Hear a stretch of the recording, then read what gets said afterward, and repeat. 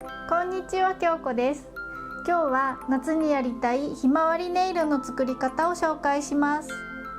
簡単にできるので最後まで見ていってください。ベースジェルを塗って硬化したら好きなカラージェルを塗ります。クリアカラーがたくさん余っている人も多いと思うので、今回はそれを使おうと思います。なのでまず白いパールを一度塗りします。今回使ったのはプリジェルのマシュマロエンジェルです。パールが入っていなくても普通の白でも大丈夫です。塗り終わったら硬化します。次に好きなクリアカラーを一度塗りします。今回は空をイメージして青いクリアジェルを塗ります。今回使ったのはプレストの165番です。コンテナに入っていると色が分かりづらいですが、とても綺麗なクリアブルーです。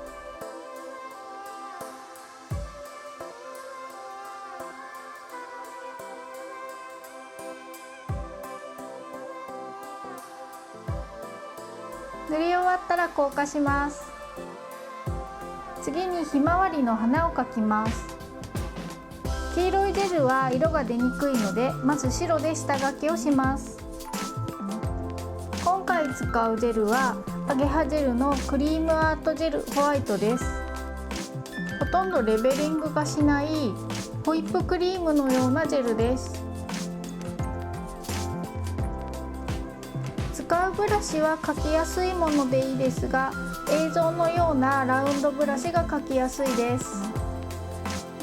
ひまわりの中心の位置をだいたい決めたら、分かりやすいように薄く丸を描いておきます。ここに向かって花びらをまず描きます。間を少し開けて花びらを描いていきます。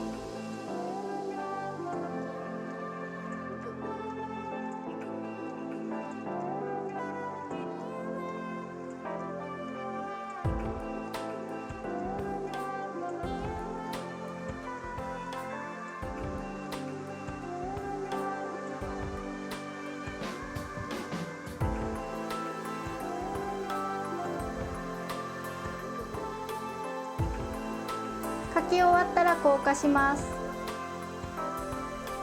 次に花びらに色をつけます。私が使うのはオレンジがかっている黄色です。可愛らしくしたい人はもっと明るい黄色を使ってみてください。花びらを描いた時のブラシを使ってもいいし、他の筆でもいいので花びらに色をつけていきます。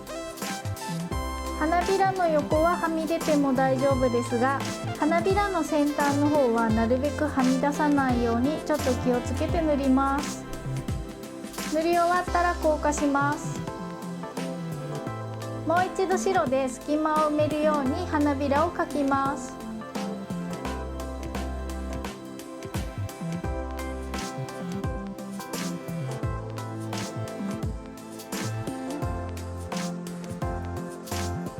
描き終わったら硬化します。上からもう一度黄色を塗ります。この時にさっき塗った黄色の上にも塗り重ねます。こうすることで下の花びらの方が濃く見えて、いろんな色が見えて自然な感じになります。塗り終わったら硬化します。次に茶色で花芯を描きます。今回使ったのはちょっと赤みがかっているシアーな茶色です。皆さんはご自分のお家にある好きな茶色を使ってください。今回真ん中には白を塗らなかったのですが、ベースカラーによっては花芯が綺麗に出ないことがあるので、不安な人は真ん中も白く塗っておいてください。塗り終わったら硬化します。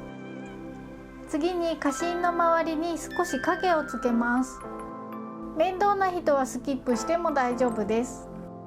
使ったカラーは茶色に近い黄色で、べっ甲ネイルなどを作る時によく使うカラーです。花芯の周りに少し色をつけます。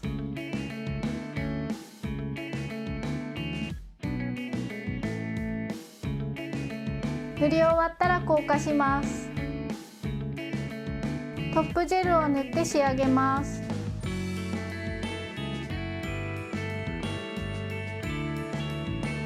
これで完成です。